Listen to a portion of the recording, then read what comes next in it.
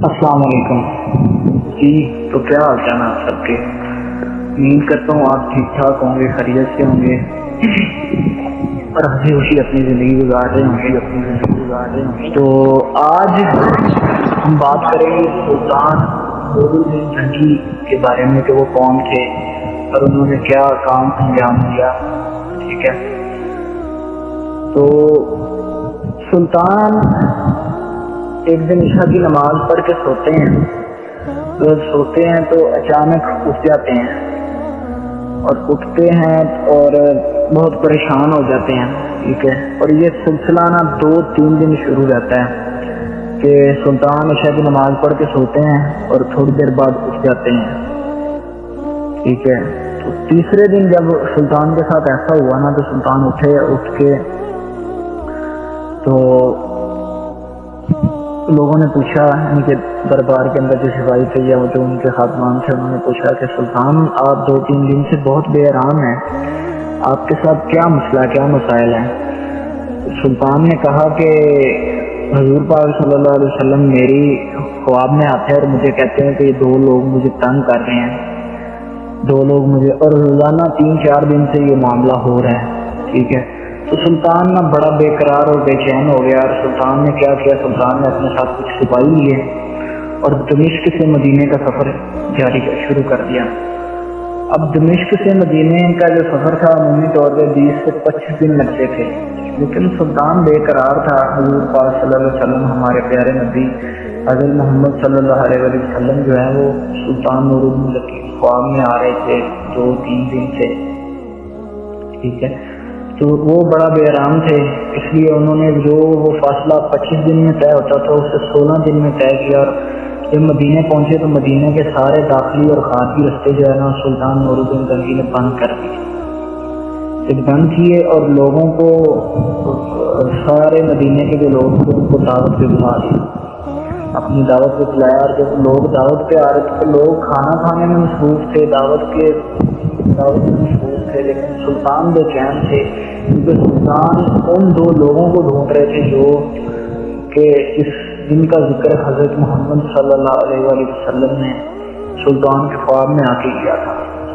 جب سارے لوگ آ کے چلے گئے تو سلطان نے جو وہ اس وقت کے مدینہ کے جو حاکم تھے ان سے پوچھا کہ کوئی ایسا آدمی تو نہیں جو کہ ہماری دعوت میں نہ آیا؟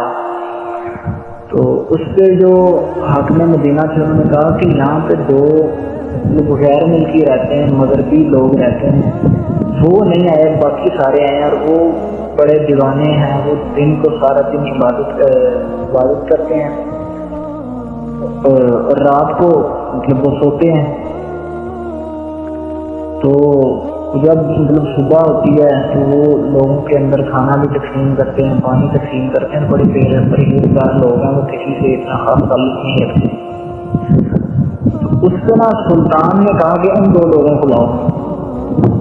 جب 2 لوگ آئے تو وہ ایسے کہا تھے کہ وہ حضور پاک صلی اللہ علیہ وسلم کی جو مزاج تھی اس کے بالکل ساتھ والا گھر تھا، وہاں پہ رہتے تھے۔ ٹھیک ہے، سلطان نے کہا کہ ان کو لے کے ادھر چلو، تو وہ ان کے گھر گئے تو ان کے پاس زیادہ کچھ بھی نہیں تھا، ایک چٹائی تھی اور 2-4 جو گھر کی ضرورت کی جو اشیاء ہوتی ہیں وہ تھی۔ ٹھیک ہے، تو جب سلطان ادھر ان کے کمرے کے اندر آ کے کھڑے ہوئے تو انہیں اس چٹائی کے نیچے کچھ لٹکی چیز محسوس ہوئی، مطلب وہ چٹائی سے محسوس ہوئی، تو سلطان نے اپنے سپاہیوں کو حکم دیا کہ یہ اٹھاؤ، چٹائی اٹھاؤ۔ تو جب چٹائی اٹھائی تو اس کے اندر ایک سرنگ تھی، اس کے نیچے سلطان نے اپنے ایک سپاہی کو حکم دیا کہ سرنگ کے اندر اترو۔ جب وہ سرنگ کے اندر اترا اور کافی دیر بعد وہ واپس آیا اور اس نے جو الفاظ سلطان سے آ کے کہے اس سے سلطان بہت غضبناک ہو گئے، بہت غصہ آیا، تحس میں آ گئے۔ اس سپاہی نے آ کے کہا کہ سلطان یہ جو سرنگ ہے یہ حضرت محمد صلی اللہ علیہ وسلم ہمارے پیارے نبی کی قبر مبارک کی طرف جاتی ہے۔ ٹھیک ہے، تو اس وقت سلطان کے پاؤں سے زمین نکل گئی، وہاں کے جو مدینے کے جو رہائشی لوگ تھے وہ بہت پریشان ہوئے کہ ایسا کیسے ہو سکتا ہے کہ ہمارے بیچ رہ کے یہ لوگ ایسی حرکت کر رہے ہیں۔ تو تو سلطان نے ان سے پوچھا کہ تم کون اور کہاں سے آئے ہو؟ وہ نہیں بتا رہے تو سلطان نے ان کے اوپر کچھ سختی کی، تھوڑا تشدد کیا. تو انہوں نے بتایا کہ ہم غیر ملکی ہیں، ہم یہودی ہیں، اور اپنے سربراہوں کے کہنے پر ہم یہاں پہ آئے ہیں مدینے میں تمہارے نبی کی جو مطلب کہ مجسمہ ہے، جو مطلب ان کا جسم ہے، اس کو چرانے ہیں حضرت محمد صلی اللہ علیہ وسلم کے جسم کو.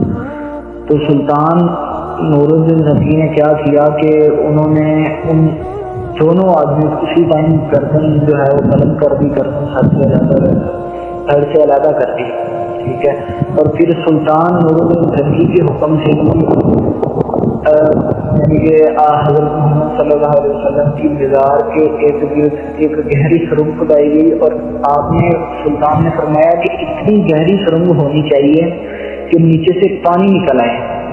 ٹھیک ہے. تو وہ سرنگ کھودی گئی. جب وہ سرنگ کھودی گئی تو بعد میں سلطان کے حکم سے اس کے اندر پگھلا ہوا سیسا ڈالا گیا. ٹھیک ہے. چاروں طرف پگھلا ہوا سیسا ڈالا گیا، اور پھر جو ہے سلطان انہوں نے جب اندر کھدوا لی اور ساری سائڈ پہ جو ہے وہ سیسا ڈلوا دیا، اور اسی سرنگ سے ہی جو ہے وہ سلطان کو، بعض لوگ کہتے ہیں کہ بعض تحریروں میں بھی آیا ہے کہ سلطان کو حضور اکرم صلی اللہ علیہ وسلم جو ہمارے پیارے نبی حضرت محمد صلی اللہ علیہ وسلم کے پاؤں کا بوسوں کی سعادت بھی نصیب ہوئی تھی. ٹھیک ہے. لیکن اس کی کوئی شرطیہ تحقیق نہیں ہے، لیکن یہ روایات میں آتا ہے، لکھا ہوا ہے. ٹھیک ہے. تو آپ نے اب بتانا ہے کہ آپ کو یہ انفارمیشن کیسی لگی. اگر اچھی لگی ہے تو یہ مزید شیئر کریں اور کمنٹس میں میری بھی حوصلہ افزائی کریں.